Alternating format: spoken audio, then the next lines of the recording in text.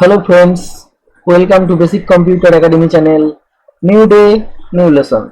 বন্ধুরা, আজকে মাইক্রোসফট ওয়ার্ডের দুটি খুবই গুরুত্বপূর্ণ টিপস অ্যান্ড ট্রিক্স শেখাবো, যেগুলো মাইক্রোসফট ওয়ার্ডের খুবই কাজের এবং খুবই দরকার লাগে মাইক্রোসফট ওয়ার্ড কাজ করতে গেলে।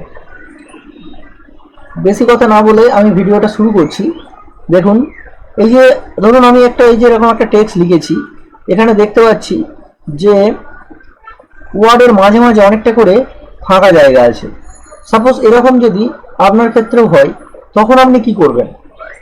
মানে এরকম সচরাচর হলে কি করি আমরা, যে এটা ব্যাক পেজ দিয়ে এটাকে আমরা ঠিক করার চেষ্টা করি। ব্যাক পেজ দিয়ে এরকম করে আমরা ঠিক করার চেষ্টা করি, কিন্তু যদি দেখা যায় যে এটা পাতার পর পাতা অনেক আছে, তখন আপনি কি করবেন? কারণ এরকম একটা একটা করে ব্যাক পেজ দিয়ে করতে গেলে অনেক টাইম লাগবে, তো অত টাইম থাকে না কাজ করতে গেলে। তখন আপনি কি করবেন সেটা দেখুন। তখন আপনি করবেন কি না, এই যে হোম ট্যাব আছে, হোম ট্যাবের মধ্যে যে রিপ্লেস বলে যে অপশানটা আছে, রিপ্লেসের শর্টকাট হচ্ছে Ctrl+H। আমি কিবোর্ডের কন্ট্রোল বোতামটা প্রেস করে H বোতামটা প্রেস করব, Ctrl+H। যখনই দেবো এরকম একটা পেজ খুলে যাবে।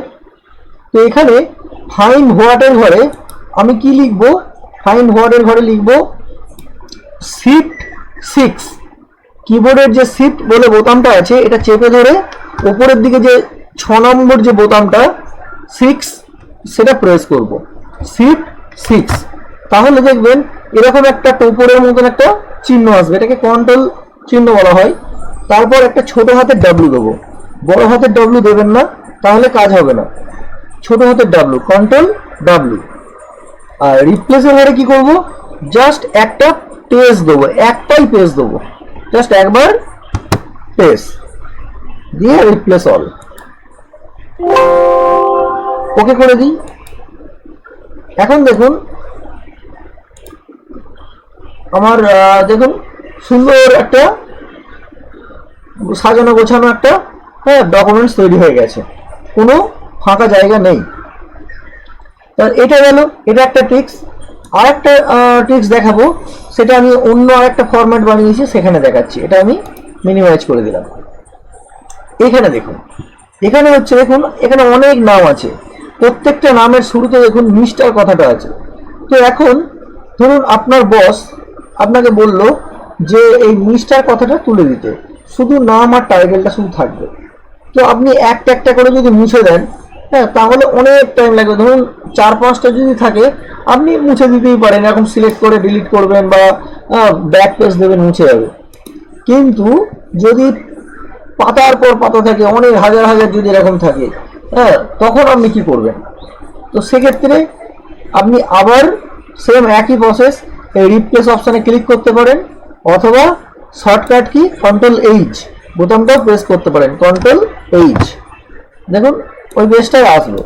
আমি এখানে আগে Ctrl+W লিখেছি বলে তাই এটা লেখাটা আছে, এটা আমি মুছে দিলাম। এখানে কি লিখবো?